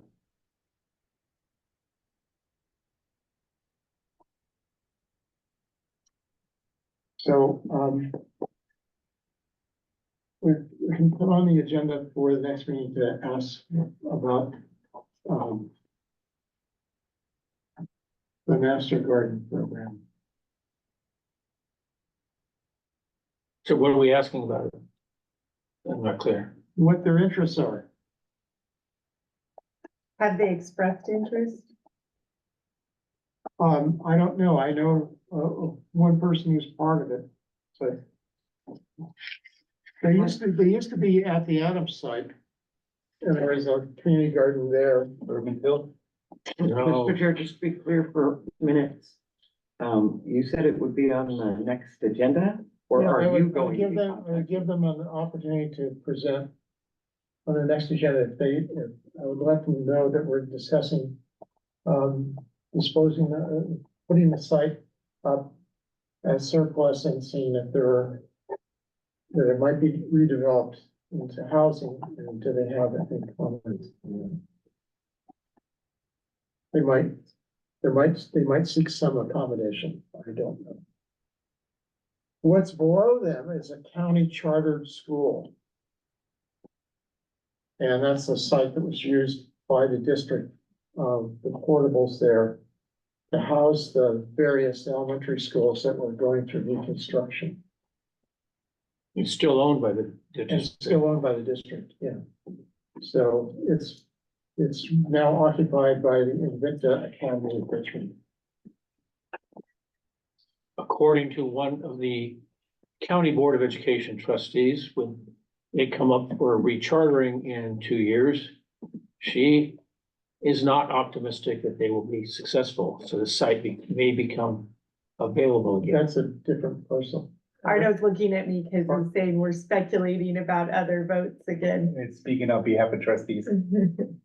Well, I'm saying what the trustee told me, The county board, but yes, the ones that issued the charter, right, that's the county board. yes.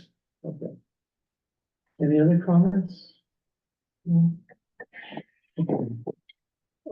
That property, I'm just refreshing my memory. They did say there were issues with sandy soil, correct? Or the It's part of the Blakemont slide area. as I slide recall. area, that's what it Yes. is. Yes, And okay. there's a special assessment district for the residents of that area, so they can support mitigating measures. Beyond that, since I'm not a resident there, I really don't have a comment. Depending upon the reuse options, the sliding can be mitigated by driving pilings. Except, again, depending upon whether you're talking residential, you're talking commercial, it would depend upon how deep the pilings go and how many of them. But that would be factored into the devaluation of a sale price, for instance. I mean, if if it's worth $9 million and you gotta spend $4 million for pilings, they're only gonna pay you $5 million for it. That's just thrown out there for consideration. Okay, I'd like to move on to discussion item D2, which is overview of the draft report. And Melissa, this is your item. Good afternoon, everyone, evening. Starting on page 14 of the packet, there is really what is intended to be just a draft outline of what the report from the committee to the board could look like. It is the committee's report, and so staff only seeks to serve as a support to the committee. This is a format that had been created under the previous committee.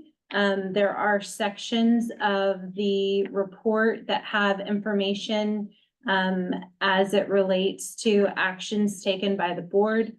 You can see there's a table of contents that has a couple of sections, the executive summary, the purpose of the 7-Eleven committee.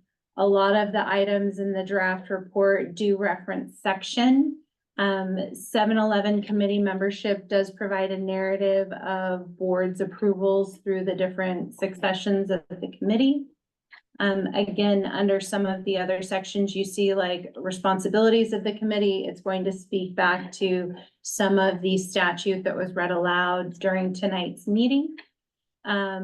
Property descriptions are the ones that we were looking at earlier this evening as we were looking at the different properties. Again, this is just recommended in terms of a format and a template that could be used. So on those property descriptions, there are there is a picture of the property, and then below, there is some legal descriptions of the property, some zoning sections and other things that we will be asking Terra Realty to take a look at in light of the additional comments that we've received to make sure that this represents the most up-to-date information. And then there are sections listed that could include committee's recommendations and priority use. As you get to towards the conclusion of the, again, just meant to be an outline, there are some legal definitions here to help orient the reader of the report to also understand how some of these terms are specifically defined in statute and case law. And then there are other sections, if there were additional considerations that were guiding the committee's work.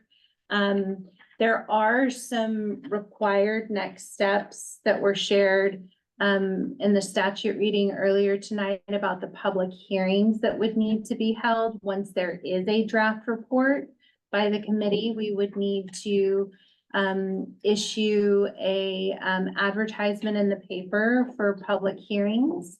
The draft report would need to be available. The committee would hear those public hearings. And that would need to happen before the report would move forward to the board. And so there's a section here to speak to that process and how the committee decides to execute that process.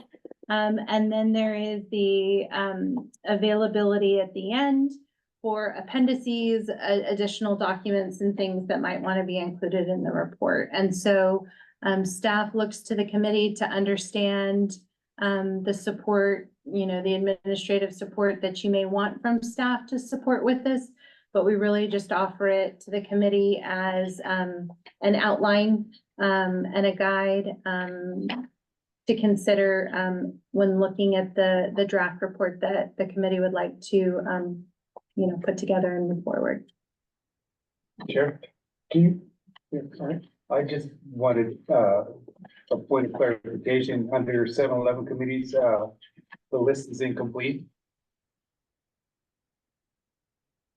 If you look at the paragraph on the next page, it actually lists the other people. Those that served on the committee before. The 7-Eleven committee members, we missed Guadalupe. Ms. Inyana, my sincerest apologies. It's just a clerical mistake. And on the, well, yeah, there's another one too. So on, item 3, where it says committee memberships, I am actually area 2, not area 3. District 2. Yeah, district 2. I'm happy to make all of the requested revisions, including a title that I received, and I'm happy to receive any recommended comments and make those. I want to support in whatever capacity the committee would like. But thank you, and again, my sincerest apologies. I hate making those kinds of mistakes. It's the part where I turn bright red at the end of the day. I'm so sorry. So would you like a motion to approve the format of this report? So I gotta. I would say, yeah, I think this is just for your information. Just for information. Yeah. So we don't- Yeah, yeah. We don't need to adopt this. Yeah. Okay. So, thank you very much. So, clarifying question. So this is just an outline of what the report may look like if we decided to take on this direction. Yes, yeah, in some sections you may not want to include, some you may want to include. Sometimes it's helpful when you're taking on, something like this to kind of have an idea of what it might look like. It's missing a large portion of meat, the last section, the findings and recommendations. Okay. So, the pages that represent, well, I mean, refer to it by page number. From page 21 through 21, yeah. So, 21 is a sample with in 21, 22, 23, and 24 are the 4 properties. So if I understand the formatting correctly, this simply represents a table which will be expanded with text once the text is inserted, so we'll continue for other pages beyond that. Absolutely. Yeah, that's how it was designed. Okay. So, and so, planning conferences, committee recommendations, priority uses, those are the things that we will fill in as time marches on. All right, very good. Thank you very much. Now let's have action items on the agenda. And we'll refer to those. And we have 4 minutes. to complete. Maybe I make a Or- motion to extend time? Yeah. Yeah, Yes. The agenda does not have an end time. It is customary that we end at 8 o'clock, but it's not a rule. So okay, we don't need to extend. okay, thank you. You don't need a motion to extend. So the action item says calendar for future meeting dates for public hearings. Originally, when we sat down and we discussed these things, we thought that we might actually be able to hold hearings in May, but I don't think that's possible. I think the hearings will probably end up, toward the end of summer. So, we were discussing, days of the week earlier. And Thursdays were the weekdays that seemed appropriate. But I tell you truthfully, without the draft report, we can't hold public hearings. We need the draft report first. That's appropriate.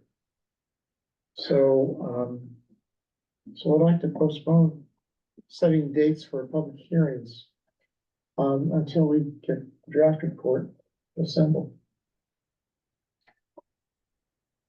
I wouldn't mind seeing us try to nail down these locations, so. So the proposed locations were Mira Vista with respect to Adams Middle School, Helms with respect to Harmon Knolls and Seaview, and El Cerrito High with respect to Portola. Those are the school sites that are in some proximity, close proximity to the parcels that are affected. You have a comment, Tom? My only concern is on Seaview. Helms is about 2 miles away. That's a long ways away from that community. I'm just wondering if there are alternatives that might be closer. I don't even know what elementary schools are close by. I know where the charter schools are there. Calvin? What? I was gonna say the community center at Montara Bay, that could be an option. That would be, I mean, as long as they don't charge us. Yeah, well, that's the issue. We can meet at a public school and not break a budget. Yeah, yes, I don't know that community with the exact location of elementary schools. Does anybody have any ideas? Well, but it doesn't matter. Let staff come up with some ideas Yeah, I have at a later date and time. Lewis has a rolling map in his mind well, and he will vacation be boy. back tomorrow. So I assure you, you know, that we'll do everything that we can to accommodate and we'll come back to the next meeting with some other proposed locations. I'm not saying that Helms is out of the question, but I just like to find something closer to the community around Seaview. Bayview Elementary, Highland Elementary, with respect to Harmon Knolls. Lake, Betty Reed Soskin Middle School. Those are all a long ways away. I mean, much farther away than Helms almost. I think Montalban is the closest for Seaview. Probably. Highland is 8 houses up from me. We're talking Seaview. Yeah. Yeah. Not all about you. So- Harmon Knolls and Seaview, they're proposing Helms for both Harmon Knolls and Seaview. Yes, and I said, I was saying, I have no problem with Helms for Harmon Knolls. But I think just for Seaview, that's much farther away, Okay, so. even as a crow flies. So we would And be- as people drive, it's even further. So we'd be talking about 4 meetings, not 3. The idea of 3 is to combine Harmon and see. And I guess I So- wonder if we do need to wait for Lewis on this, because the other question is, if we were to use an elementary school, is there a space big enough? Right, like we know El Cerrito High School, there's a space big enough for a public meeting, but is that true at Montalban? Yeah, I'm just curious. I was just wondering how many people would show for these. Item. I'm assuming masses. But you're gonna have Outside that. the field. Okay, fine, so we're saying a classroom. So you have the Rolling Stones gonna open up the act? Yeah, we gotta dream big sometimes. Okay, so, it seems to me, listening to the discussion, that we should get Louis Freeze involved in, looking at site, determining a site for a 4th meeting with respect to CU. And so with respect to setting a calendar or actions for that, I think we can move this item to the next meeting. And if there are no objections. Okay, so, our next meeting will also agenda item E1. And that brings us to a conclusion of. Sorry, before we never have an opportunity to even offer or ask for future agenda items.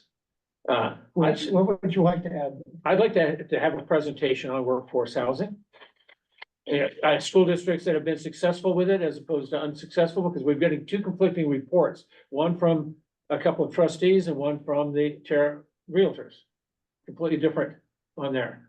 But also other options like exchanges or selling. This was given to the school district once, it was given to us, previous committee, but I would like to see hear another presentation. So this entire group can have a better feel for what's going on before we make a recommendation. The workforce housing in particular is there. That's so key because we've got so many of the school board I members wrote that down workforce housing, but what was this, the others? on exchange or sale. I thought we had that with, Terra Realty already. Well, we did, but not necessarily the newbies. Okay. And you want to go even further back to 2020 with Tony Wool brought it for the school district. Okay. I'll see you about putting on the agenda. We're going to go down. We'll go from there. Any other items to add? Okay, it is now 8:04 and I declare the meeting adjourned until our next meeting on the 21st of May at this site. Thank you all.